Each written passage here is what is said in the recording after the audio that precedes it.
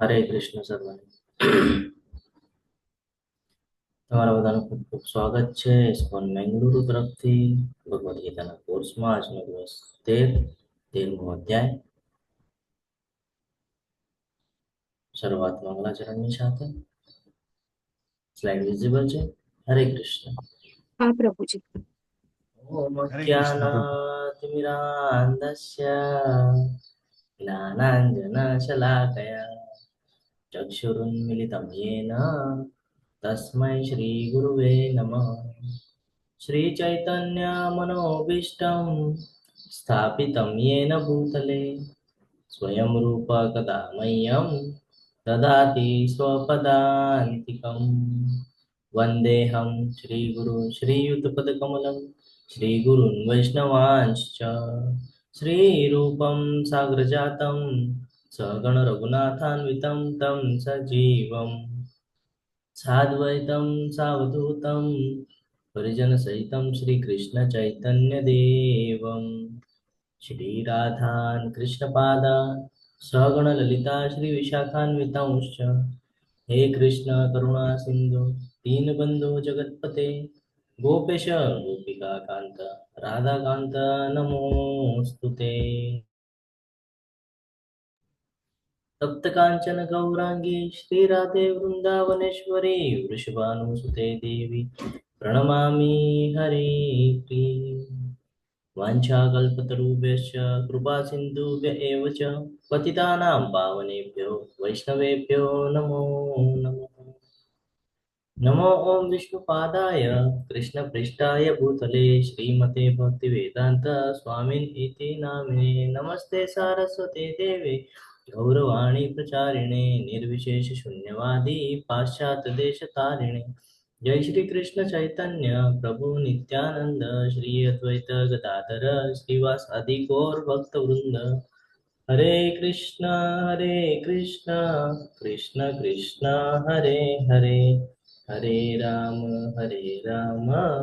राम राम हरे हरे. हरे हरे कृष्ण कृष्ण सर्वने. प्रभु. हरे कृष्ण हरे कृष्ण हरे कृष्ण. हरे कृष्ण सर्वने.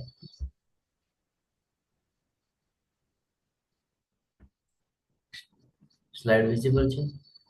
હા પ્રભુજી. ખૂબ સરસ એવો અધ્યાય 13 જ્ઞાન યોગની શરૂઆત. ગઈકાલે આપણે અધ્યાય 12 વિશે ચર્ચા કરી હતી અને 12મા અધ્યાયમાં આપણને ભક્તિ વિશેનું ગુહ્ય એવું જ્ઞાન પ્રાપ્ત થયું હતું કે આપણે સમજો ફોર એક્ઝામ્પલ કે કોઈ કે મારથી આ નથી થતું, ભક્તિ માર્ગમાં આવવું છે મારે, પણ હું પ્રયત્ન કરું છું પણ મારાથી નથી પોસિબલ થતો, સમય નથી મળતો, તો ભગવાને આપણને ડિવાઈડ જે ઓપ્શન બતાડ્યા હતા એના વિશે આપણે ચર્ચા કરીએ. કોણ કે છે? હરે કૃષ્ણ. શું કીધેલું ભગવાને કાલે? હરે કૃષ્ણ. બોલો જોઈ માતાજી. હરે કૃષ્ણ પ્રભુજી. હરે કાલનો જે કૃષ્ણ. અધ્યાય હતો ને એમાં સૌથી પહેલા અર્જુન ભગવાનને એવું પૂછે છે કે માયાવાદી સારું કે મતલબ આકારવાદી, કે જે તમારી વિગ્રહ પૂજા કરે એ સારું? તો ભગવાન કહે છે કે હું જ માયાવાદી જે છે એ લોકો ખાલી બ્રહ્મને, એટલે કે મારા 3 રૂપ છે, બ્રહ્મ, પરમાત્મા અને ભગવાન. છેલ્લે જયારે બ્રહ્મને પૂજે છે તો છેલ્લે એ મારી પાસે આવવાના જ છે. એના કરતા પહેલેથી જ તમે મને પૂજો, મારો આકાર છે, હું પ્રેમ પૂર્વક તમે મને જે બી ભોગ લગાવશો, જે બી અર્પણ કરશો, પણ જે બી પ્રેમ પૂર્વક કરશો એ બધાનો હું સ્વીકાર કરું છું. એના પછી અર્જુનજી એ પૂછે છે કે ભક્તિની સીડીના 6 તબક્કાની વાત થઈ હતી, કે એમાં સૌથી પહેલી જે છે અનન્ય ભક્તિ, કે જેના સ્મરણમાં, મતલબ કે જેમ આપણા જે શું કહેવાય, ગુરુ મહારાજ પ્રભુપાદજી જે અનન્ય ભક્તિ કરતા હતા, કે રાત્રે દિવસે ગમે ત્યારે એમના મગજમાં ખાલી ને ખાલી કૃષ્ણ કૃષ્ણ કૃષ્ણ કૃષ્ણ જ રહેતું હતું. એના પછી આપણે અત્યારે આવીએ છે એ છે સાધના ભક્તિ, કેમ કે આપણને આપણા જે ગુરુજી જે છે, જેમ કે તમે છો, આની પહેલા જે શું કહેવાય જીતેન્દ્ર પ્રભુજી હતા, જીતેન્દ્ર પ્રભુજી એ એમ કહેતા હતા કે તમારે 16 માળા કરો, બ્રહ્મ મુહૂર્તમાં ઉઠો, એવી રીતે અને તમે દર્શન કરો. તો એવી રીતે આપણે સાધના ભક્તિ છે, કેમ કે આપણને ગુરુજી આપણને એ પાથ ઉપર લઈ જાય છે. અગર આપણે એ બી નથી કરી શકતા તો કહે છે કે તમે મારા કર્મો, તમે જે બી કામ કરો એ મારા કર્મને આધીન કરો. પછી કહે છે કે જો તમે એ બી નથી કરી શકતા તો કર્મનો ફળ, જે કર્મના ફળ છે એનો ત્યાગ કરો. અને છેલ્લે ભગવાન પછી જે યોગ અને જે ધ્યાન યોગની વાત કરી હતી, એટલે કે પ્રભુપાદજી, ગુરુ મહારાજ પ્રભુપાદજી અહીંયા માયાવાદીનો જે સિદ્ધાંત હતો એનો પૂરેપૂરો ખંડન કરેલું છે કે જ્ઞાન યોગ છે, ધ્યાન યોગ છે, એ બધું જ, જે જ્ઞાન યોગ જે છે, જે બ્રહ્મને પૂજે છે, કે એ બધું જ જે છે એ બધું જ છેલ્લે આવે છે. સૌથી પહેલું છે ખાલી ને ખાલી ભગવાનની અનન્ય ભક્તિ, વિગ્રહ પૂજા. હરે કૃષ્ણ. હરે કૃષ્ણ. જયંત પ્રભુજી, હરે કૃષ્ણ.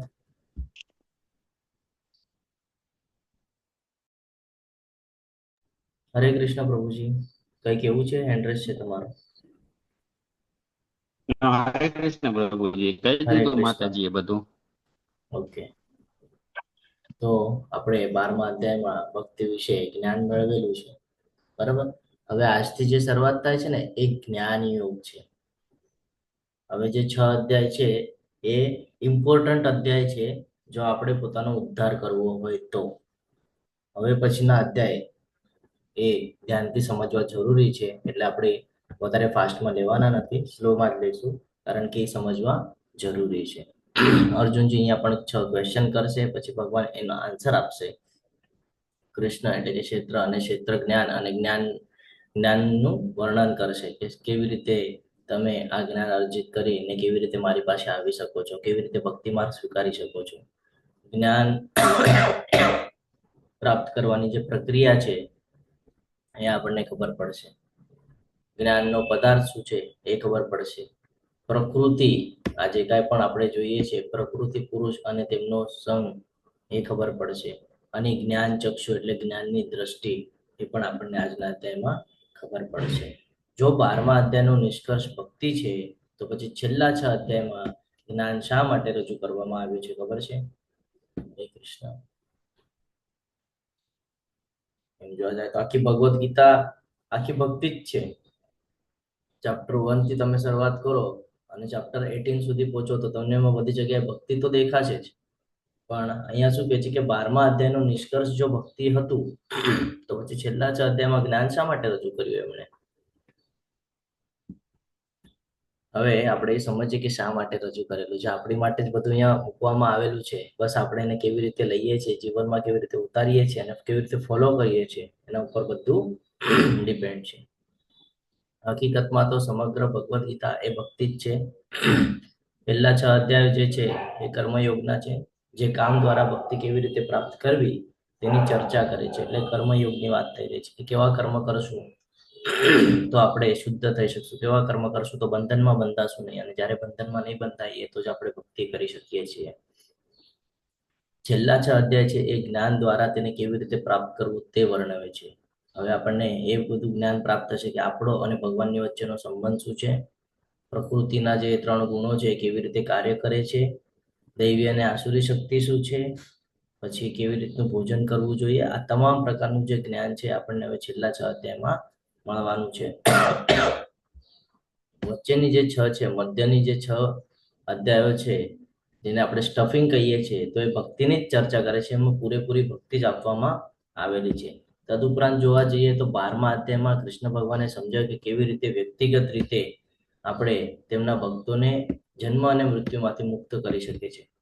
કે જે એમના ભક્તો છે એ કેવી રીતે મુક્ત થઈ શકે છે ના, તો આ કે જે બ્રહ્માંડમાં જે 14 લોકનું નિર્માણ થયું છે, જેને દુઃખાલય એમ કીધું છે, આ દુઃખાલયમાંથી કેવી રીતે બહાર નીકળી શકે, કારણ કે આ 14 લોક એ જન્મ મૃત્યુના ચક્કરમાં ફસાવે છે, અને એમાંથી આપણે કેવી રીતે બહાર નીકળી શકીએ એની માટેનું જે મહત્વનું પાસું છે એ 12મા અધ્યાયમાં આપણને આપવામાં આવેલું છે. તેથી છેલ્લા 6 પ્રકરણો ભૌતિક વિશ્વમાંથી પોતાને બહાર કાઢવા માટે ઉપયોગમાં આવવાના છે. શું થવાનું છે કે આપણે અત્યારે કોણ છીએ, આપણો ભગવાન સાથેનો સંબંધ શું છે, આપણે શું કામ ભક્તિ કરવાની છે, અને આપણે શું કામ અહીંયા આસક્તિ રાખવાની નથી, આ તમામ પ્રકારનું જ્ઞાન આપણને છેલ્લા 6 અધ્યાયમાં પ્રાપ્ત થાય છે. જ્ઞાનનો ઉપયોગ માયાથી અળગા રહેવામાં અને ભગવાન કૃષ્ણ પ્રત્યેના આસક્તિ માટે જરૂરી છે. તેથી જ્યારે આપણે જ્ઞાનનો ઉપયોગ ભક્તિ પ્રાપ્ત કરવાના સાધન તરીકે કરીએ છીએ ત્યારે તે ભક્તિનો એક ભાગ બની જાય છે. એટલે આ બહુ મહત્વનું છે. અને આજના અધ્યાયની શરૂઆત પહેલો જ ક્વેશ્ચન કરે છે અર્જુનજી. અહીંયા એમાં 6 પોઈન્ટ પૂછી લે છે અને ભગવાન ખૂબ સરસ રીતે એનો આન્સર અહીંયા આપે છે. અર્જુન ઉવાચ પ્રકૃતિમ પુરુષમ ચૈવ ક્ષેત્રમ ક્ષેત્રજ્ઞમેવ ચ એતદ્વેતિ તુ ઇચ્છામિ જ્ઞાનમ જ્ઞેયમ ચ કેશવ. અર્જુન કહે છે કે હે કૃષ્ણ, હું પ્રકૃતિ તથા પુરુષ એટલે કે ભોક્તા વિશે જાણવા ઈચ્છું છું. હજી શું કે છે? ક્ષેત્ર તથા ક્ષેત્રનો જ્ઞાતા. ક્ષેત્ર કોને કહેવાય છે અને ક્ષેત્રનો જ્ઞાતા કોણ છે? તેમજ જ્ઞાન અને જ્ઞેય વિશે જાણવા ઈચ્છું છું. 6 ક્વેશ્ચન પૂછી લીધા કે પ્રકૃતિ શું છે, પુરુષ શું છે, ક્ષેત્ર કોણ છે, ક્ષેત્રજ્ઞ કોણ છે, જ્ઞાતા કોને કહેવાય, જ્ઞાન કોને કહેવાય, જ્ઞેય કોને કહેવાય. આ તમામ ક્વેશ્ચનો પૂછે છે અને ભગવાન ખૂબ સરસ રીતે એનો જવાબ આપે છે. શ્રી ભગવાન ઉવાચ ઇદમ શરીરમ કૌંતેય ક્ષેત્રમ ઇત્ય અભિધીયતે એતદ્દો વેત્તિ तं પ્રાહુ ક્ષેત્રજ્ઞ ઇતિ તદ્વિદઃ. પૂર્ણ પુરુષોત્તમ પરમેશ્વર બોલ્યા, હે કુંતી પુત્ર, આ શરીરને ક્ષેત્ર કહેવાય છે. બે અલગ પાઠ જોયા આપણે બીજા અધ્યાયમાં. શરીર અલગ છે, આત્મા અલગ છે. તો કે શરીરને ક્ષેત્ર કહેવાય છે અને જે આ ક્ષેત્રને જાણનારો છે તે ક્ષેત્રજ્ઞ કહેવાય છે. શરીરને કોણ જાણતું હોય? આપણે આને એક ઉદાહરણ સાથે સમજીએ ભૌતિક જગતના.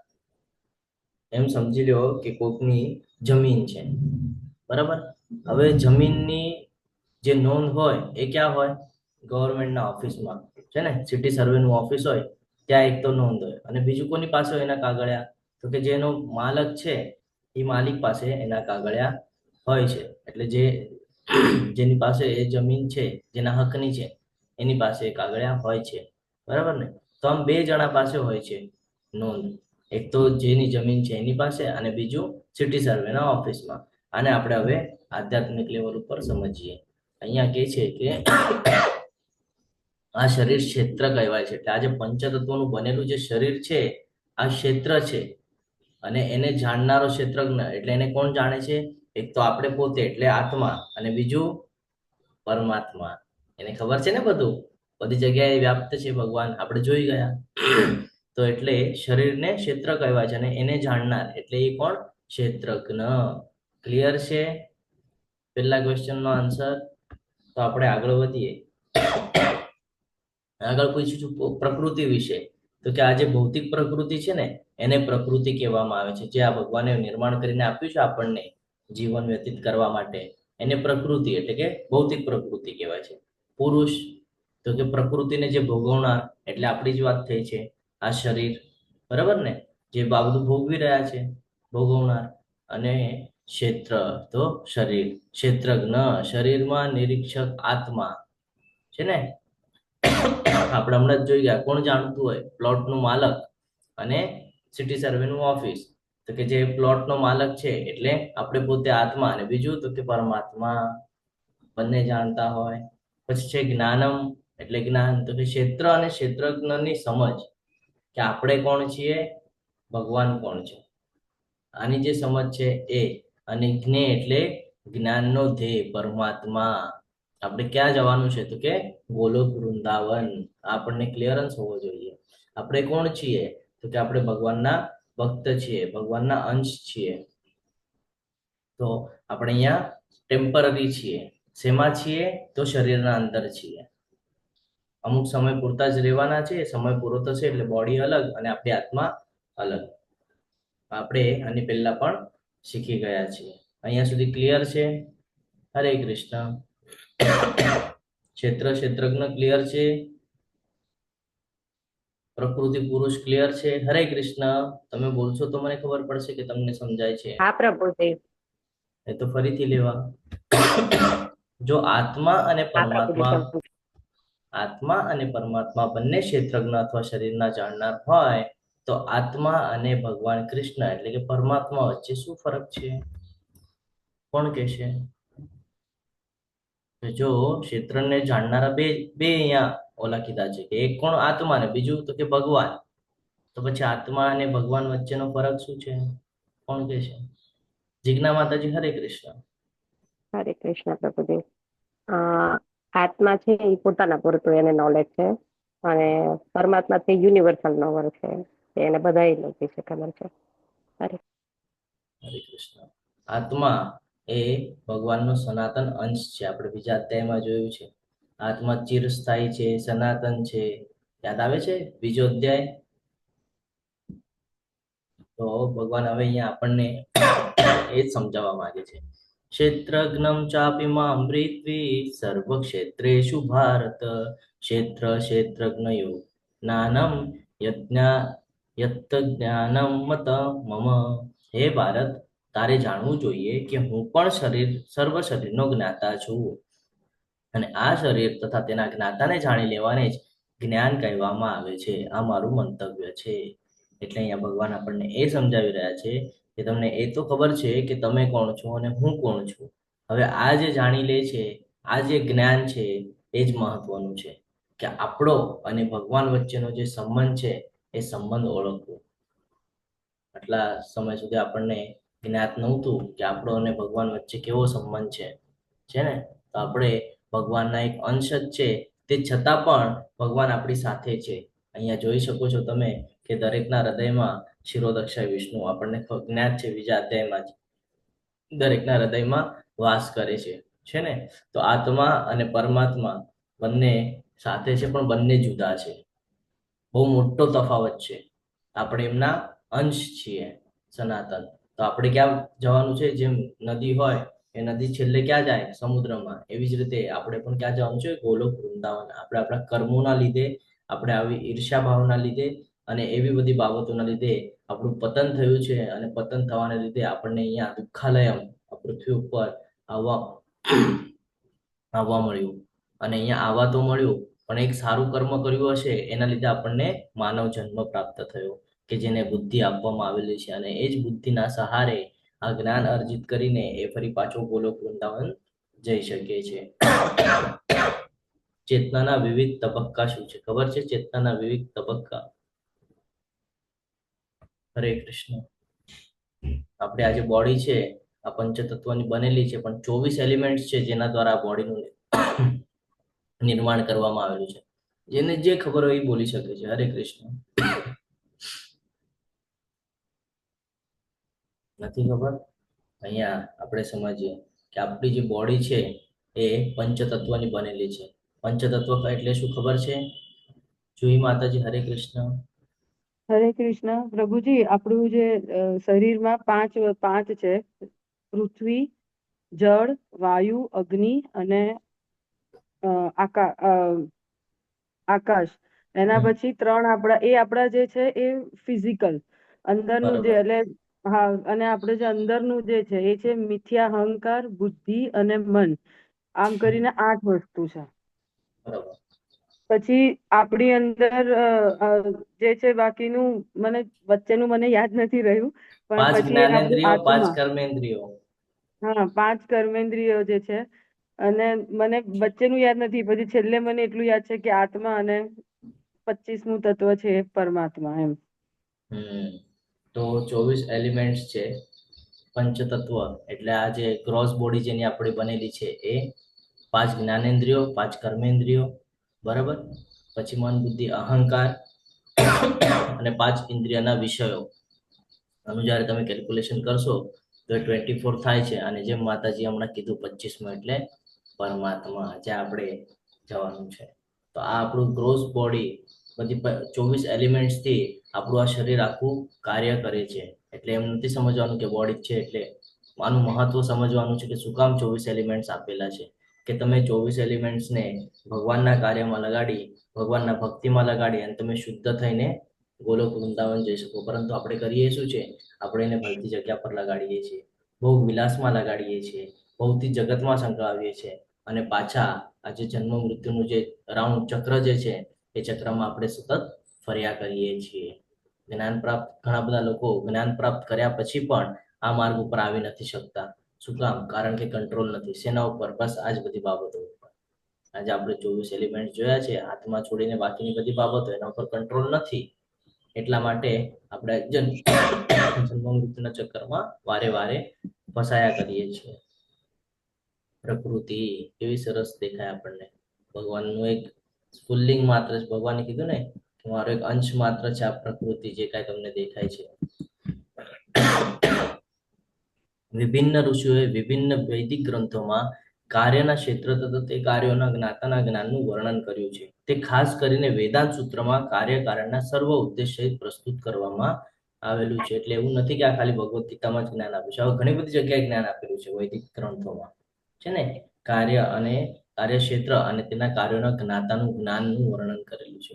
એટલે ભગવાનની વાત થઈ રહી છે કે જે આ જાણી જાય છે આપણો અને ભગવાન વચ્ચેનો સંબંધ શું છે, આપણે કોણ છીએ, પરમાત્મા કોણ છે, આજે તમામ પ્રકારનું જે જ્ઞાન જે અર્જિત કરે છે એ જ્ઞાન જાણવું એ જ મહત્વનું છે. 5 કોષ આપણને ખબર છે, જેમાં અન્નમય કોષ, પ્રાણમય કોષ, બરાબર, જ્ઞાનમય કોષ જે મનોમાયા છે, વિજ્ઞાનમય કોષ અને આનંદમય કોષ. આ જો આનંદમય કોષ તરફ જવું હોય તો આપણે શરૂઆત કરવી પડશે નીચેથી, અને ધીરે ધીરે કરીને આપણે પોતાને શુદ્ધ કરી એક એવી સ્થિતિ પર આવશું કે જે આપણને આનંદનો અનુભવ થાય છે. હવે આપણે જોઈએ, જે આપણે વાત કરતા હતા 24 એલિમેન્ટ્સની, અહીંયા હવે આપણે સમજશું.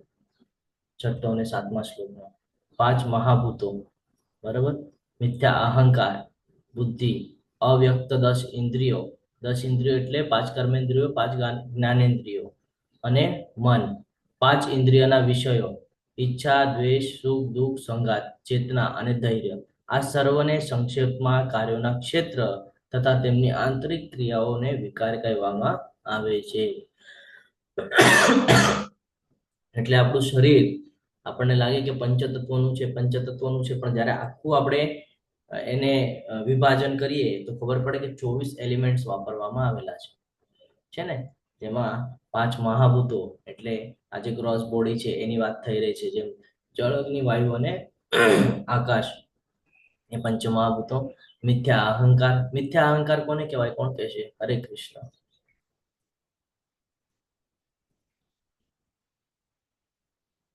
હરે કૃષ્ણ. આપણે 13મા અધ્યાયમાં છીએ અને આપણને હવે જ્ઞાત હોવું જોઈએ મિથ્યા અહંકાર કોને કહેવાય. ખુશ્બુ માતાજી, હરે કૃષ્ણ. હરે કૃષ્ણ પ્રભુ. આ બધું ભગવાને બનાવ્યું છે, છતાં પણ આપણે જે મારું મારું કરીએ છીએ, કે મારું શરીર, મારું ઘર, મારું બધું, એને મિથ્યા અહંકાર કહેવાય પ્રભુજી. બરાબર છે, હરી બોલ, ખૂબ સરસ.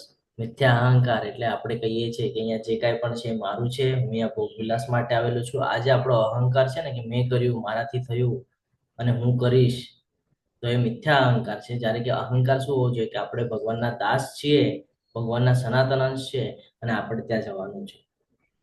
વિનય પ્રભુજી, હરે કૃષ્ણ. હેન્ડ્રેસ છે. હરે કૃષ્ણ પ્રભુજી. બસ એ મિથ્યા અહંકાર માટે એ જ કહેતો હતો કે પોતાની ક્ષમતા ન હોવાને કારણે પણ, અભાવ હોય છતાં પણ એમ કે મારી પાસે બધું જ છે, હું જ સર્વસ્વ છું, એવો એક ગ્રંથિ બંધાઈ જાય ત્યારે માણસ મિથ્યા અહંકારમાં રાજતો હોય છે. હરી બોલ, ખૂબ હરે સરસ. કૃષ્ણ. હરે કૃષ્ણ. તો આ મિથ્યા અહંકાર છે. આપણી જે બુદ્ધિ છે એને જ્ઞાન તો હોય છે, પણ આપણે એને યોગ્ય જગ્યાએ લગાડતા નથી. તો અહીંયા જે પંચમહાભૂતની વાત થઈ, મિથ્યા અહંકારની વાત થઈ છે ને. આપણું જે સૂક્ષ્મ શરીર આ છે સ્થૂળ શરીર, પછી આવે છે સૂક્ષ્મ શરીર, જેમાં મન, બુદ્ધિ અને અહંકારની વાત થાય છે. પછી 10 ઇન્દ્રિયો, 5 જ્ઞાનેન્દ્રિયો, 5 કર્મેન્દ્રિયો અને એના વિષયો તો કયા ગયા? તો કે ઈચ્છા, દ્વેષ, સુખ, દુઃખ, સંગાત અને ચેતના અને ધૈર્ય. આ સર્વને સંક્ષેપમાં કાર્યોના ક્ષેત્ર તથા તેમની આંતરિક ક્રિયાઓ જે છે એને વિકાર કહેવામાં આવે છે. હવે 8 થી લઈને 12 આ જે શ્લોક છે આ બહુ મહત્વના છે સમજવા. તો ભક્તિ માર્ગમાં આપણે ટકી રહીશું. કેવી રીતે છે સમજીએ આપણે. વિનમ્રતા, દંભ વિહીનતા, અહિંસા, સહિષ્ણુતા, સરળતા, સદગુરુનો આશ્રય. બહુ મહત્વનો પાઠ છે. આ બધું ક્યાંથી આવે આપણામાં? તો કે સદગુરુનો જ્યાં સુધી આપણે આશ્રય નહીં લઈએ ને ત્યાં સુધી આપણામાં કોઈ દિવસે વિનમ્રતા નહીં આવે. કારણ આપણે જેવા સંઘમાં રહીએ છીએ એ સંઘમાં આ કોઈ જ ક્વોલિટી આપણને જોવા મળશે નહીં. મળી તો પણ કદાચ એકાદી મળી તો મળી, એ પણ સ્વાર્થના હિસાબથી જોવા મળે છે, પણ નિસ્વાર્થ ભાવે આ કોઈ જ કેટેગરી આપણામાં જોવા મળતી નથી. એટલા માટે સંઘનું બહુ મહત્વ છે. સંઘ કેવા લોકોનો રાખો છો, એટલા માટે સદગુરુનો આશ્રય જરૂરી છે કે સદગુરુના શરણમાં રહીએ તો આપણાથી કોઈ દિવસે ખરાબ કર્મ ન થાય અને આ જે ક્વોલિટીઓ છે આ બધી આપણામાં બિલ્ડ થઈ શકે. તો કઈ કઈ ક્વોલિટીઓ છે? તો કે વિનમ્રતા, દરેક સાથે વિનમ્રતા સાથે રહેવાનું. દંભવિહીનતા, કોઈ દિવસે દમ ન કરે, દેખાવો ન કરે.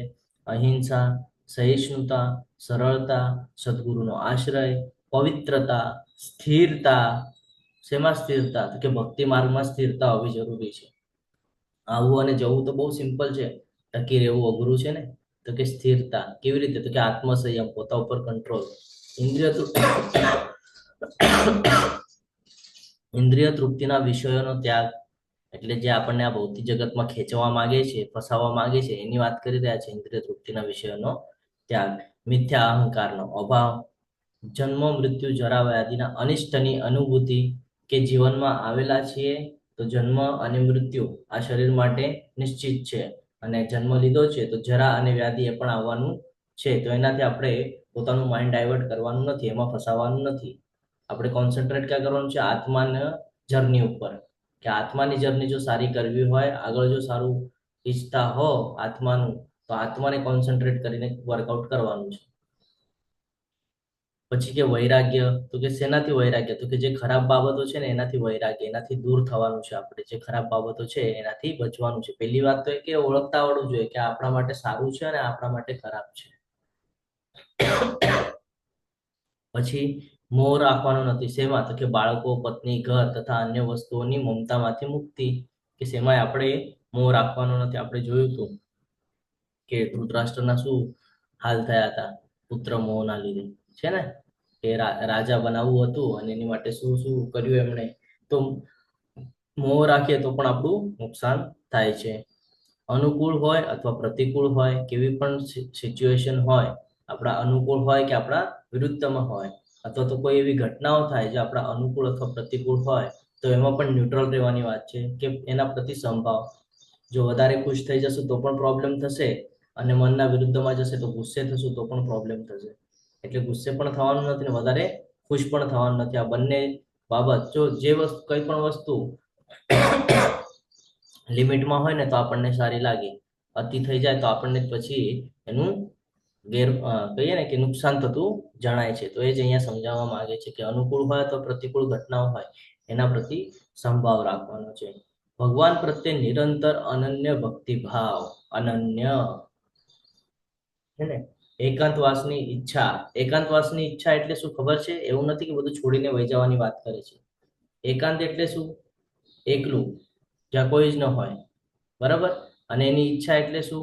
અહીંયા આપણે ભૌતિક જગતમાં રહી રહ્યા છીએ એટલે આપણે એને એ રીતે લેવાનું છે કે એકલા પણ રહી ગયા આપણે તો પણ ભક્તિ છૂટવી ન જોઈએ. અને ભક્તિ ત્યારે જ થઈ શકે છે જ્યારે આપણે એકલા કોન્સન્ટ્રેશન કરશું. તમે 4 લોકોને સાથે લેશો તો એ તમને નેગેટિવ કરશે, પણ જો તમે એકલા ભક્તિ કરશો ને, એકલા બેસશો ને, તો અમુક સમય પછી એ 4 લોકો બરાબર તમારી પાસે આવશે જ્ઞાન મેળવવા માટે. જ્ઞાન તમને ક્યાંથી આવે છે? તમે ભક્તિ માર્ગ સ્વીકારો છો પછી જ્ઞાન આવે છે. સામાન્ય જનસમૂહથી અલિપ્ત હોવું. જો અહીંયા કહે ને સામાન્ય જનસમૂહથી અલિપ્ત હોવું. શું કામ એમ કીધું છે? કારણ કે બધા ભૌતિક જગતમાં સંકળાયેલા છે અને માયાદેવીનો એટલો બધો પ્રભાવ છે કે એ જે તમારો જે જનસમૂહ છે, તમારો જે ફ્રેન્ડ સર્કલ હતો, તમારું જે ફેમિલી સર્કલ છે, એ તમને શું કરશે? વિવિધ બાબતોથી, એટલે માયાદેવીનો પ્રભાવ પડશે અને એ તમને એમાંથી બહાર ખેંચવાનો પ્રયત્ન કરશે કે શું આખો દિવસ ભક્તિ કરે છે, શું આખો દિવસ આમ કરે છે, એમ તમને ટોક્યા કરશે. જેનાથી શું થશે? તમારા પર હિટ થશે, તમારા મનને દુઃખ થશે. દુઃખ થશે એટલે તમે ગુસ્સામાં આવશો. ગુસ્સામાં આવશો તો આપણને ખબર છે શું શું થાય છે. બીજા અધ્યાયના લાસ્ટમાં કીધું છે આપણને. આ બધું એકબીજા સાથે અટેચ છે, એટલે એ પ્રોબ્લેમ થાય નહીં, આપણને ગુસ્સો આવે નહીં ને ખોટા નિર્ણયો જાય નહીં. એટલા માટે કીધું છે સામાન્ય જનસમૂહથી અલિપ્ત હોવું. આત્મ સાક્ષાત્કારના મહત્વનો સ્વીકાર અને પરબ્રહ્મની તાત્વિક શોધ. આ બધાને હું જ્ઞાન તરીકે ઘોષિત કરું છું, અને આ સિવાય જે કંઈ છે એ બધું અજ્ઞાન છે. બાકીનું બધું જે છે એ બધું કે છે અજ્ઞાન છે. તો આ જ મહત્વનું છે. આટલી ક્વોલિટી પણ જેનામાં બિલ્ડ થઈ જાય છે એ આ ભવમાં પોતાનો ઉદ્ધાર નિશ્ચિત કરી લે છે. એટલે 13.8 થી 12 જે શ્લોક છે એ અત્યંત મહત્વના છે. અહીંયા સુધી ક્લિયર છે? હરે કૃષ્ણ. હરે કૃષ્ણ. સમજાણું છે અહીંયા સુધી? હા પ્રભુજી. તો આગળ વધીએ. હવે હું જ્ઞેય વિશે કહીશ, જે જાણીને તું બ્રહ્મનું નિત્ય આસ્વાદન કરી શકીશ. આ બ્રહ્મ અથવા તો આત્મા અનાદિ છે તથા મારે આધીન છે. તે આ ભૌતિક જગતના કાર્યકારણથી પર છે. ભગવાન હવે સમજાવી રહ્યા છે. શું સમજાવી રહ્યા છે? કે બ્રહ્મનું નિત્ય આસ્વાદન કરીશ, અને આ બ્રહ્મ એટલે કે આત્મા. આપણે જોયું છે બ્રહ્મ, પરમાત્મા અને ભગવાન. તો ભગવાનનું જે તેજ છે એને બ્રહ્મ સમાન કીધું છે. તો ભગવાન એ જ અહીંયા હવે આપણને સમજાવે છે કે પરમાત્મા સર્વ ઇન્દ્રિયોના આદિ સ્ત્રોત છે. શું કે છે? બધી ઇન્દ્રિયોના આદિ સ્ત્રોત કોણ છે? પરમાત્મા. કારણ અહીંયા જે કાંઈ પણ વ્યાપ્ત થયેલું છે આ બધું ભગવાન દ્વારા થયેલું છે. છતાં તેઓ ઇન્દ્રિય રહિત છે. આપણને કોઈ બાબત કરવી હોય, ફોર એક્ઝામ્પલ આપણને પ્રસાદી ગ્રહણ કરવી છે, અથવા તો ભગવાનના દર્શન કરવા છે, બરાબર, અથવા તો આપણને કીર્તન અથવા તો કોઈ જ્ઞાનની વાત સાંભળવી છે, ભગવદ્ ગીતા ભાગવતમ સાંભળવું છે, તો આપણને કાનનો, નાકનો, મોઢાનો, જીભનો એનો ઉપયોગ કરવો પડે છે. જ્યારે ભગવાન માટે એવું નથી. ભગવાન કોઈ પણ ઇન્દ્રિયોથી કોઈ પણ કામ કરી શકે છે. એટલે ભગવાન ઇન્દ્રિય રહિત છે એમ આપણે અહીંયા સમજીએ છીએ. તેઓ સર્વ જીવોના પાલન કરનાર હોવા છતાં અનાસક્ત છે. જો બધાનું ધ્યાન રાખે છે, બધા પ્રાણી હોય, પશુ હોય કે માનવ હોય, જે કાંઈ પણ એમણે સર્જન કરેલું છે બધી જગ્યાએ શિરોદક્ષાય વિષ્ણુ તરીકે અવેલેબલ છે. તેમ છતાં એ સેમાય આસક્તિ નથી, અનાસક્ત છે. તેઓ પ્રકૃતિના 3 ગુણોથી પર છે. આપણે આવતીકાલના અધ્યાયમાં શીખવાના છીએ પ્રકૃતિના 3 ગુણો. જે માયાદેવીની વાત કરીએ છીએ આપણે, એ આવતીકાલના અધ્યાયમાં આપણે જોવાના છીએ. તો કે છે પ્રકૃતિના 3 ગુણોથી પર છે, પરંતુ તે સાથે ભૌતિક પ્રકૃતિના સર્વ ગુણોના સ્વામી છે. આપણે જોયું કે એ જે માયાદેવી છે એને કંટ્રોલ કોણ કરે છે? તો કે ભગવાન. અને એ માયાદેવી કોને કંટ્રોલ કરે છે? તો કે આપણને, મનુષ્યને. તો આ બાબત સમજવી જરૂરી છે. જ્યારે આ સમજાઈ જાય છે આપણને કે આપણને કોણ કંટ્રોલ કરી રહ્યું છે, તો આપણને જ્ઞાત થાય કે આપણે તો કશું જ નથી અહીંયા, આપણને બીજા જ કંટ્રોલ કરે છે. ને આપણે હવે એના કંટ્રોલમાં રહેવાનું કે આપણે ભગવત પ્રાપ્તિ કરવાની, એ નિર્ણય આપણા ઉપર છે. પરમ સત્ય સ્થાવર તથા જંગમ સમસ્ત જીવોની અંદર તથા બહાર સ્થિત છે. તેઓ સૂક્ષ્મ હોવાને કારણે ભૌતિક ઇન્દ્રિયો દ્વારા જોઈ કે જાણી શકાતા નથી, અને અતિ દૂર હોવા છતાં પણ તેઓ સૌની નજીક પણ છે. આપણે જ્યારે ગોલોક વૃંદાવનની જ્યારે ચર્ચા કરતા હતા તો આપણને ખબર પડી કે 14 લોક છે, એમાં આપણે પૃથ્વી ઉપર છે ને પૃથ્વીની ઉપર હજી 6 લોક છે, બરાબર. અને પછી બ્રહ્માજીથી ઉપર જઈએ તો આપણને શિવ અને શક્તિ મળે. શિવ અને શક્તિની ઉપર જઈએ તો ભગવાનનું ઓફિસ, અને પછી ગોલોક વૃંદાવન. ઘણું દૂર છે, પરંતુ આપણે જો ધ્યાનથી સમજવાનો પ્રયત્ન કરીએ તો ભગવાન શિરોદક્ષાય વિષ્ણુ તરીકે દરેકના હૃદયમાં વાસ કરે છે. એટલે કીધું છે સમદર્શિના, બધાને સમાન નજરે જોવાનું. શું કામ કીધું છે? એટલે જ કીધું છે. તો ભગવાન એટલા દૂર હોવા છતાં પણ આજે પણ આપણા સાથે છે, અને આપણે જોઈ નથી શકતા. કેમ? કારણ કે તે સૂક્ષ્મ છે. આપણે જ્યારે આત્માનું પણ વર્ણન જોઈ રહ્યા હતા તો આપણને ખબર પડેલી કે વાળના અગ્રભાગના 10,000મો ભાગ જેટલો થાય એ આત્માનું કદ છે, બરાબર ને? શાસ્ત્રોમાં એનો ઉલ્લેખ કરવામાં આવેલો છે. એટલે એ સમજાવવા માંગે છે કે આત્માને કદ છે, અને એટલું સૂક્ષ્મ હોવાને કારણે આ ભૌતિક ઇન્દ્રિયો દ્વારા આપણે જોઈ અથવા જાણી શકતા નથી. તો જ્યારે આપણે આત્માને નથી જાણી શકતા તો આપણે પરમાત્માને કેવી રીતે જોઈ શકશું? કેટલી શુદ્ધતા જોઈશે એની માટે, કેટલી ભક્તિ કરવી પડશે એની માટે. પણ ક્યારે થઈ શકે? જ્યારે તમે શરૂઆત કરો, પહેલી સીડી ચડો, પહેલું પગથિયું ચડો. જેમ નાનું બાળક હોય, જન્મ લે ત્યારે એને ચાલતા આવડતું હોય કે નહીં, પણ ધીરે ધીરે ચાલતા શીખી જાય, અને અમુક એજ પછી 2-3 વર્ષનો થાય એટલે પોતાના પગ ઉપર ચાલે છે, ભાગે છે. આપણે પણ એમ જ કરવું પડશે. આપણું આ જે શરીર છે, જે આપણી મન, બુદ્ધિ, આપણે જે 24 તત્વોની વાત કરી, એ 24 તત્વોને આદત નથી હજી. આપણને એને આદત લગાડવી પડશે. જે દિવસે એને આદત લાગી જશે તો તમારે એને કહેવાની પણ જરૂર નહીં પડે. એને ખબર છે એને કરવાનું શું છે. એ બરાબર પોતાના કર્મ ભગવાન પ્રત્યે કરશે, પોતાનું જે મન, બુદ્ધિ બધું છે ભગવાનમાં લગાડશે, અને આ દુઃખાલયમાંથી બરાબર બહાર નીકળવાનો પ્રયત્ન કરશે. અને એક દિવસ અભ્યાસેન તુ કૌંતેય, એટલે પ્રયત્ન કરીને એક દિવસ ચોક્કસપણે એ આ ભૌતિક જગતને છોડી અને ભગવાનના જગતમાં જશે. તો આ બહુ મહત્વનું છે સમજવું. પરમાત્માની પ્રકૃતિ કેમ વિરોધાભાસી છે? હરે કૃષ્ણ. કોણ કે છે? હરે કૃષ્ણ. કેમ એવું લાગે છે કે ભગવાનની પ્રકૃતિ વિરોધાભાસી છે? આપણે કોઈ વૃક્ષ હોય, બરાબર, અને નીચે પાણી હોય, વૃક્ષને પાણીમાં પાણીની અંદર પડછાયો જોઈએ વૃક્ષનો, કેવો દેખાય આપણને? હરે કૃષ્ણ. અથવા તો કૃષ્ણ અરીસો. પ્રભુજી બોલો. ઊંધો દેખાય. તો આ બે પણ એમ જ છે. ભૌતિક જગત અને આધ્યાત્મિક જગત આ બે વિરોધાભાસી છે. કે તમારે આ ભૌતિક જગત આવશે, આગળના એમાં આવશે હજી, કે કેવી રીતે આપણે એને પાર કરવાનું છે અને કેવી રીતે આપણે ગોલોક વૃંદાવન જવાનું છે. તેઓ સર્વ પ્રકાશમાન વસ્તુઓમાંના પ્રકાશના સ્તોત્ર છે. તેઓ ભૌતિક અંધકારથી પર છે. જો આ ભૌતિક જગત છે ને, આમાં અંધકાર છે. કેમ અંધકાર કીધું છે? કારણ કે જયારે એનું નિર્માણ થયું ને ત્યારે એમાં કાંઈ જ હતું નહીં, નતું ગતિમાન કે નતું પ્રકાશમાન. પછી એને બ્રહ્માજીને જ્ઞાન આપ્યું અને પછી બ્રહ્માજીએ 14 લોકનું નિર્માણ કર્યું. હવે 14 લોક બનાવ્યા પછી હવે એને ગતિ તો આપવી ને, ચેતના તો આપવી ને. ચેતન તત્વ જ નહીં હોય તો ગતિ ક્યાંથી મળશે? તો એટલા માટે શિરોદક્ષાય વિષ્ણુ તરીકે ભગવાને કણ કણમાં વાસ કર્યો અને બધું ગતિમાન થયું. અને પછી એને પ્રકાશ મળ્યો સૂર્ય અને ચંદ્રનો. તો કે છે અંધકારથી પર છે. હરે કૃષ્ણ. હા, આગળ જોઈએ તો કે છે તેઓ જ્ઞાન છે, જ્ઞાનના વિષય છે અને જ્ઞાનના લક્ષ્ય પણ છે. તેઓ સૌના હૃદયમાં સ્થિત છે. અહીંયા આપણે જોઈ શકીએ છીએ કે ભગવાન શું કરી રહ્યા છે અત્યારે પણ. અત્યારે આપણા દરેકના હૃદયમાં સ્થિત છે અને આપણને જ્ઞાનના પ્રકાશ વડે આપણા અંદર જે અંધકાર જામેલો છે એ અંધકારને દૂર કરવાનું કામ કરી રહ્યા છે. જેમ એક બંધ ઓરડો હોય, અહીંયા એક એક્ઝામ્પલ આપ્યું છે આપણને કે બંધ ઓરડો હોય, એમાં કોઈ જ પ્રકારનો પ્રકાશ ન હોય, અંધારું જ અંધારું હોય, તો આપણને કઈ સમજાય કે આપણે ક્યાં છીએ, શું કરવાનું છે?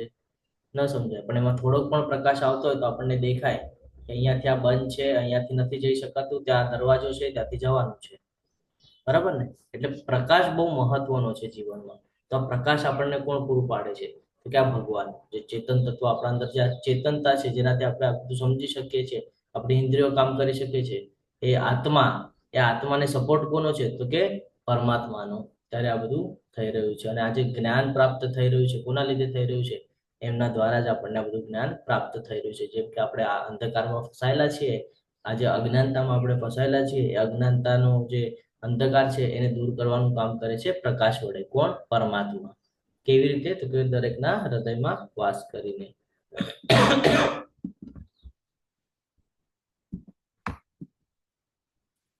અહીંયા આપણે જોઈને સમજવાનો પ્રયત્ન કરીએ કે કેવી રીતે થઈ રહ્યું છે. તો કે આ બે પક્ષીઓનું અવલોકન કરવાનું છે કે બંને પક્ષીમાં તફાવત શું છે, આ તમારે જોવાનું છે અને તમારે આના ઉપર ચર્ચા કરવાની છે. પછી આપણે ડિટેલ્સમાં ચર્ચા કરશું. ખાલી તમારે ઓબ્ઝર્વેશન કરવાનું છે ને કહેવાનું છે કે તમને આમાં શું દેખાઈ રહ્યું છે. હરે કૃષ્ણ.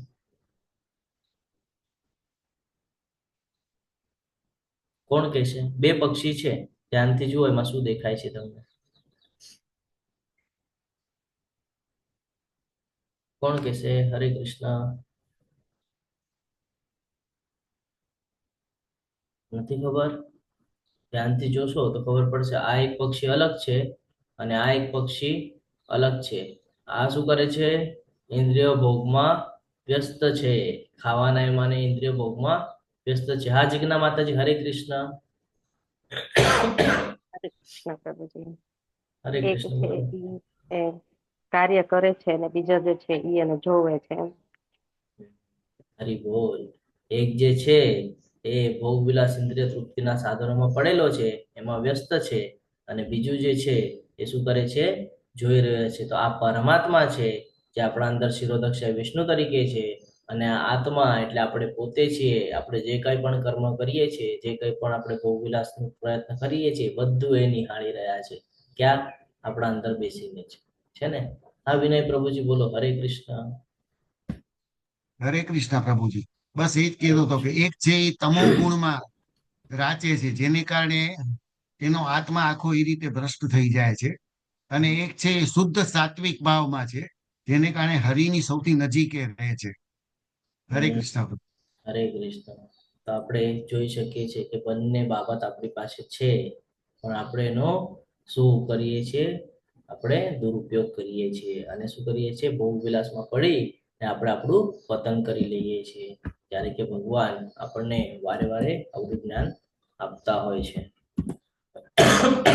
એ જ અહીંયા સમજાવે છે.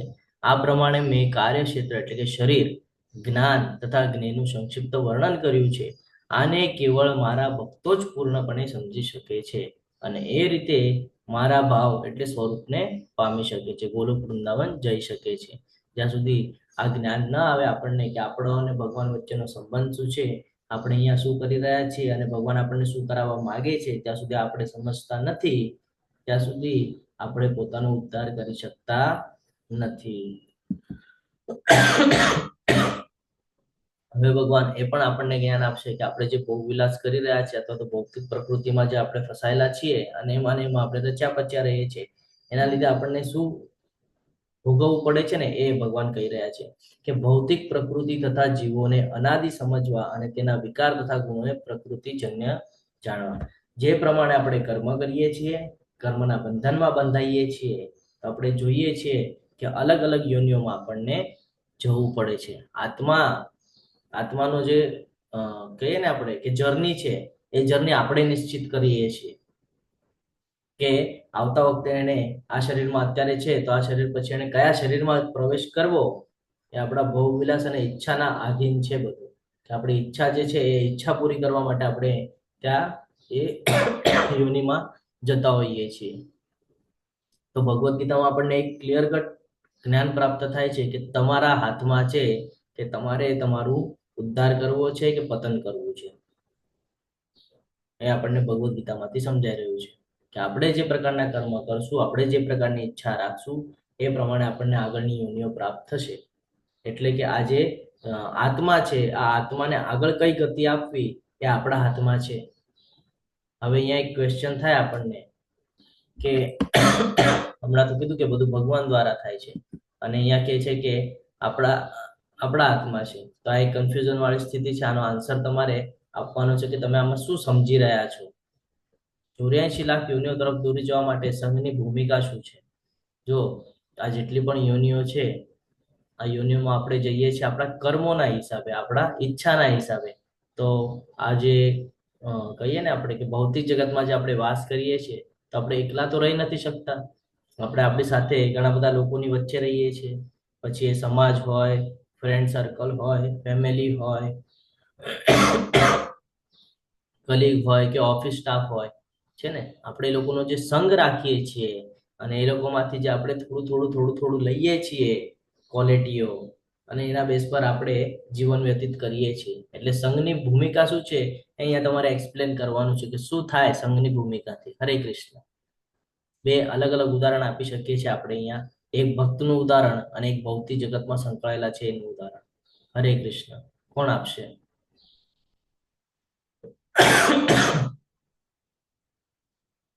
હરે કૃષ્ણ.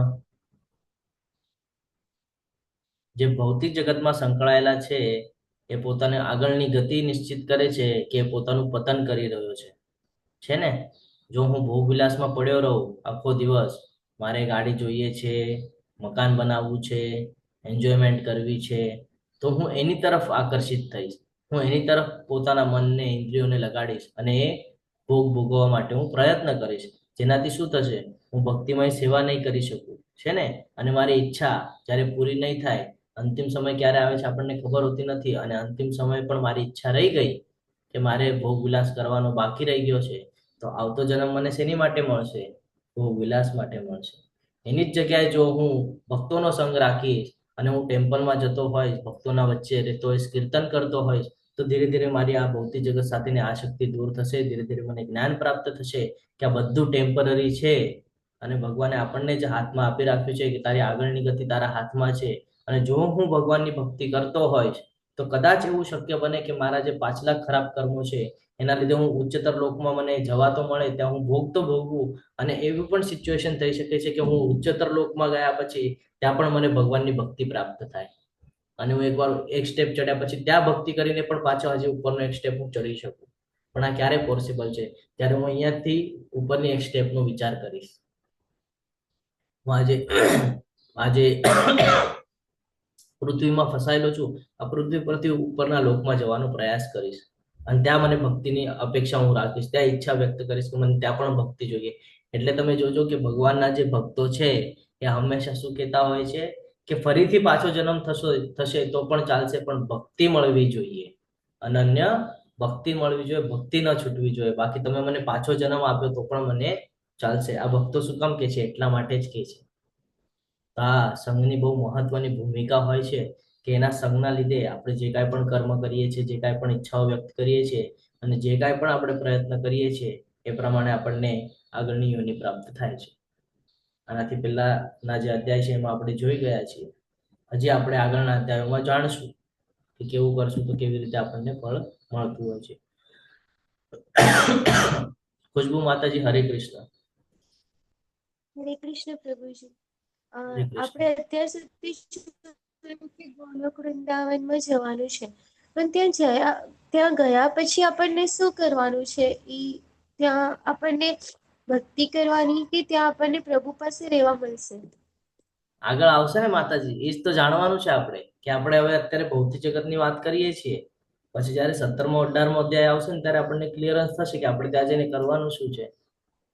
તો એ આગળ આપણને ખબર પડશે. હું હમણાં જ તમને કહી દઈશ તો પછી તમને આગળના અધ્યાયનું ઓલું નહીં રહે કે આગળ શું છે. હજી છે ને જિજ્ઞાસા હોવી જોઈએ ને કે આગળ શું છે. ભગવાને બધું કીધું છે આખા ભગવદ્ ગીતામાં, કે તમારે ત્યાં આવીને પણ શું કરવાનું છે એ પણ કીધું છે.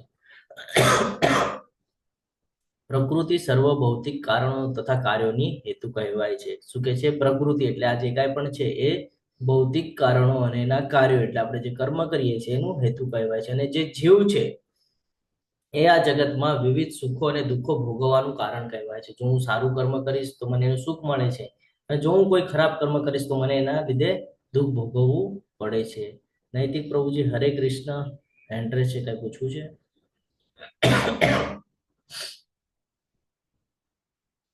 ઓકે, તો આપણે જોઈએ કે હરે કૃષ્ણ, બોલો. આપણને કઈ રીતના ખબર પડે કે આપણે ગોલોકમાં પહોંચી ગયા છીએ એવું? ભક્તિ કરશું તો. જો આ જે 14 લોક છે ને, આ 14 લોકમાં આપણને યાદ નહીં રહે. ભગવાને શું કીધેલું છે કે તને યાદ નથી તું અહીંયા પહેલા આવેલો છે કે નહીં, પણ મને બધું યાદ છે. મને ભૂત, ભવિષ્ય, વર્તમાન બધું ખબર છે, પણ તને આ બધું યાદ નથી. કારણ કે આપણે દુઃખાલયમાં છે, ને દુઃખાલયમાં આપણે શું કરીએ છીએ? આપણી ઈચ્છાઓ અનુસાર આપણે કર્મ કરતા હોય છે, આપણા ઇન્દ્રિયો અનુસાર આપણે કર્મ કરતા હોય છે. જો ભગવાને એ બધું આપણને યાદ રખાવ્યું હોત તો પછી કેટલી બધી સંકટ ઊભી થાત. આપણે લાસ્ટમાં એની ચર્ચા કરીએ માતાજી. હરે કૃષ્ણ. પ્રકૃતિ શું છે કે ભૌતિક કારણોના કાર્યોનો હેતુ કહેવાય છે, કે જે હેતુના લીધે આપણે કરીએ છીએ. અને આપણે એટલે કે જીવ એટલે કે આત્મા એ શું કરે છે? આ જગતમાં વિવિધ સુખો અને દુઃખ ભોગવવાનું કારણ થાય છે. સારા કર્મ કરે છે તો સારું, અને ખરાબ કર્મ કરે છે તો ખરાબ. આ પ્રમાણે જીવ પ્રકૃતિના 3 ગુણોને ભોગવતો પ્રકૃતિમય જીવન જીવે છે. 3 ગુણો એટલે સત્વગુણ, રજોગુણ અને તમોગુણ. આ 3 ગુણથી પરે થવાની વાત થઈ હતી, ખબર છે? કર્મયોગમાં ભગવાન કહેતા હતા કે 3 ગુણોની ઉપર જા, બધા દ્વંદ્વોથી તું મુક્ત થઈ જઈશ. તો એ 3 ગુણોની વાત અહીંયા ફરીથી થઈ રહી છે. 3 ગુણોને ભોગવતો પ્રકૃતિમય જીવન જીવે છે. આ તેના ભૌતિક પ્રકૃતિ સાથેના સંઘને કારણે થાય છે. એ રીતે તે વિભિન્ન યોનિઓમાં ઇષ્ટ અને અનિષ્ટ પ્રાપ્ત કર્યા કરે છે. એટલે તમારો જે સંઘ છે એ બહુ મહત્વનો પાર્ટ ભજવે છે. અહીંયાથી આપણે સમજી શકીએ છીએ કે તમે તમારા સંઘના કારણે અને પ્રકૃતિના જે 3 ગુણો છે એના હેઠળ તમે કામ કરો છો. તો એના લીધે તમારે અલગ અલગ યોનિઓમાં ઇષ્ટ અને અનિષ્ટ એટલે સારું અને ખરાબ તમારે ભોગ ભોગવવું પડે છે. પરમાત્મા ક્યાં રહે છે અને તે કઈ 2 વસ્તુઓ કરે છે? હરે કૃષ્ણ. શું કરે છે ભગવાન? આપણે જોઈ ગયા શરીરમાં રહીને આપણા. હરે કૃષ્ણ.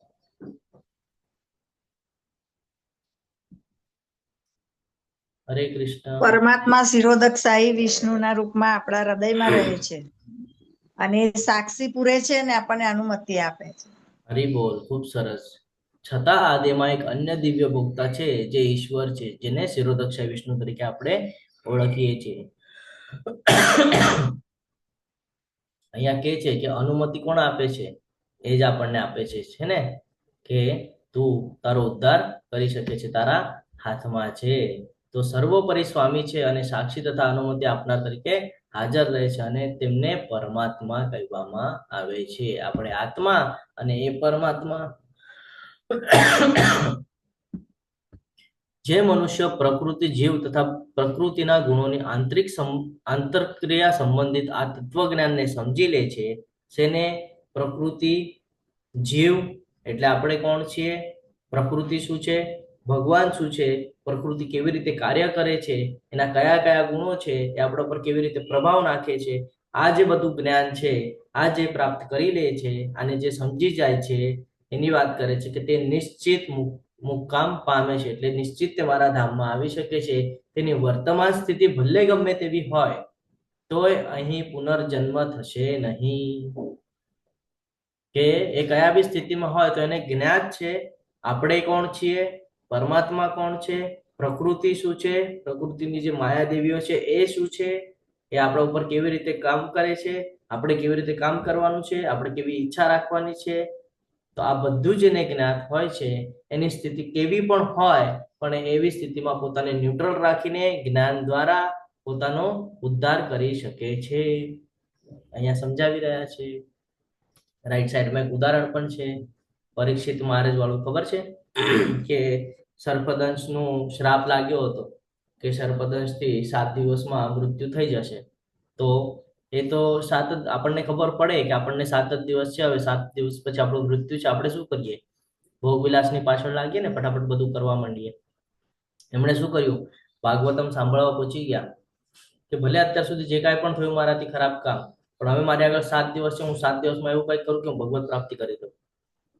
તરત પહોંચી ગયા ભાગવતમ સાંભળવા, ત્યાં જ્ઞાન અર્જિત કરી રહ્યા છે. તો આપણા પાસે પણ આવી જ કંઈક સિચ્યુએશન છે કે આપણે આપણા આટલા વર્ષો બધા વેસ્ટ કરેલા છે ભૌતિક જગતમાં.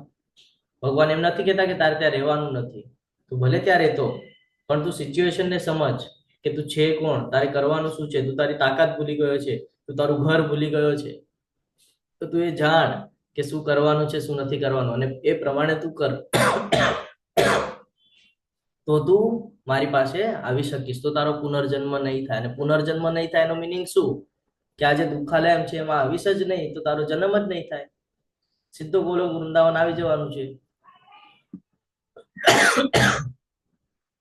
અને કેવી રીતે પહોંચી શકે છે, તો અહીંયા કે છે એવા લોકો છે કે જેઓ આધ્યાત્મિક જ્ઞાનના જાણકાર હોતા નથી, જેની પાસે આધ્યાત્મનું જ્ઞાન નથી હોતું, પણ અન્ય લોકો પાસેથી પરમ પુરુષ વિશે શ્રવણ કરીને તેમની ઉપાસના કરવા લાગે છે. એટલે આમાં આપણે બધા લોકો આવીએ છીએ, આપણી પાસે જ્ઞાન હતું કે નહોતું, પણ જ્યારે આપણને આ જ્ઞાન પ્રાપ્ત થયું આપણા ગુરુ મહારાજો પાસેથી, અને પછી આપણે શું કર્યું, શ્રવણ કર્યું, અને પછી આપણે સાંભળીને પછી આપણે એ ફોલો કરતા ગયા, ઉપાસના કરવા લાગ્યા. અને આ લોકો પણ અધિકારી પુરુષો પાસેથી શ્રવણ કરવાની વૃત્તિ ધરાવતા હોવાને કારણે જન્મ તથા મૃત્યુના માર્ગને પાર કરે છે.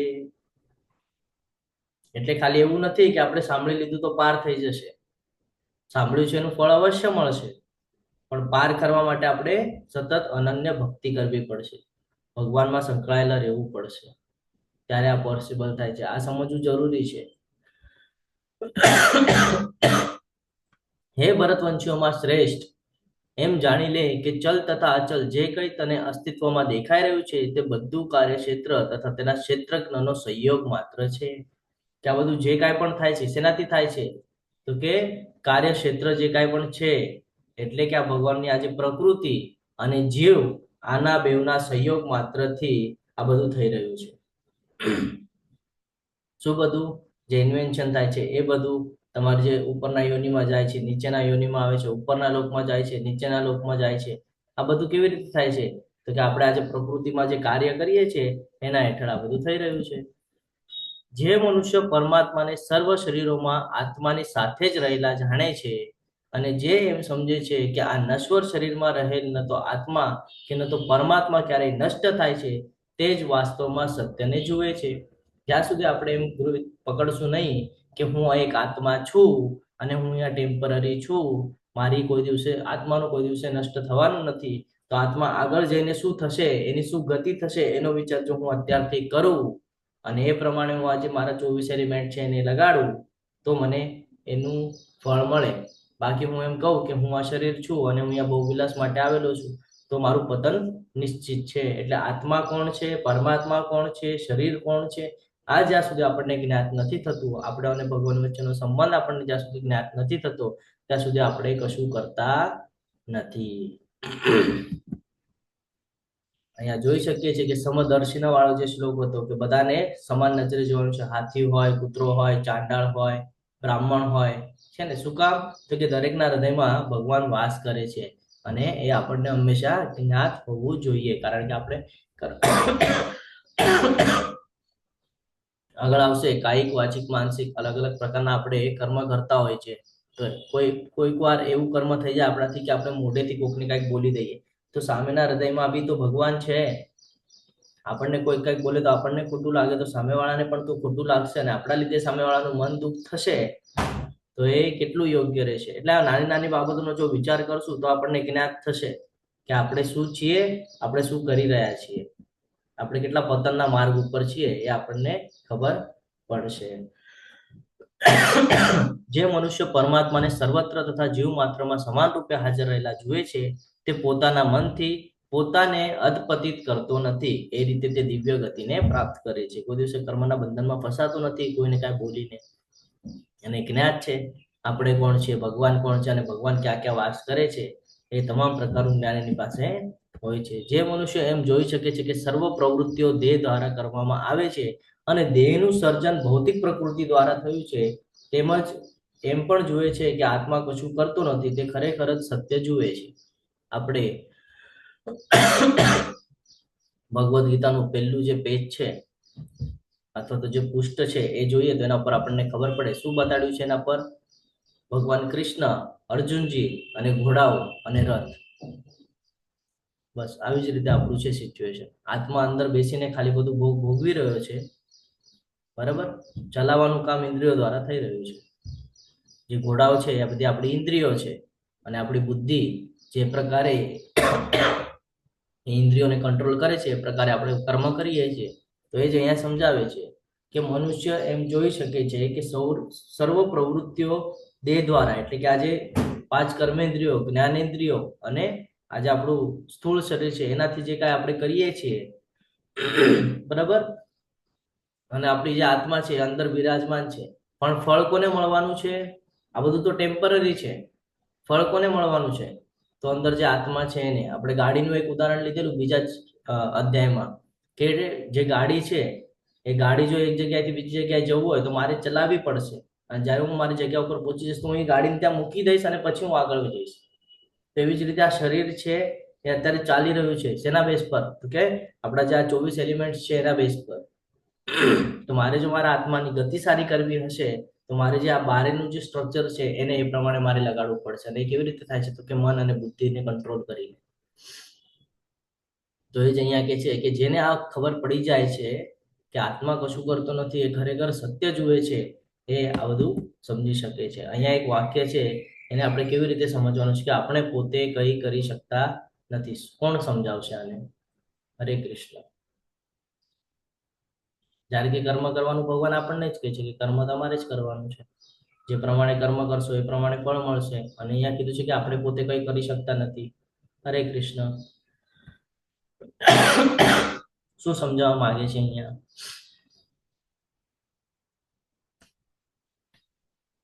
હમણાં જ આપણે ચર્ચા કરી કે આત્મા કઈ કરવાનો નથી. આત્માને એક જર્ની મળેલી છે, એ જ પ્રમાણે જર્ની પાર કરે છે.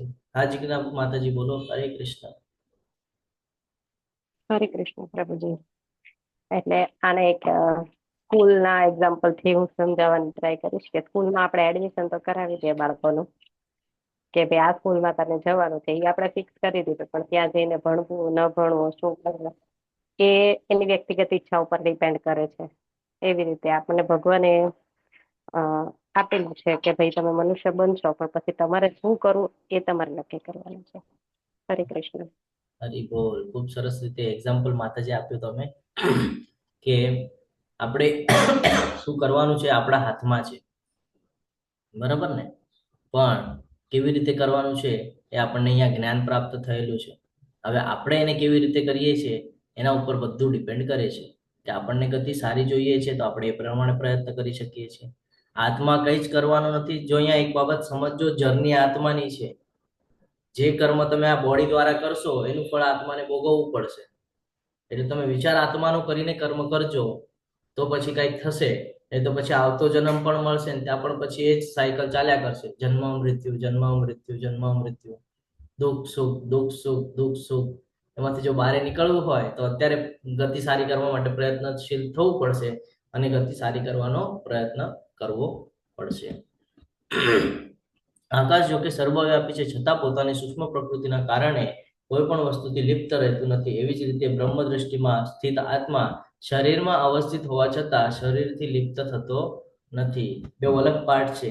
બીજા અધ્યાયમાં જ જ્ઞાન મળેલું છે. આત્મા અલગ છે અને બોડી અલગ છે.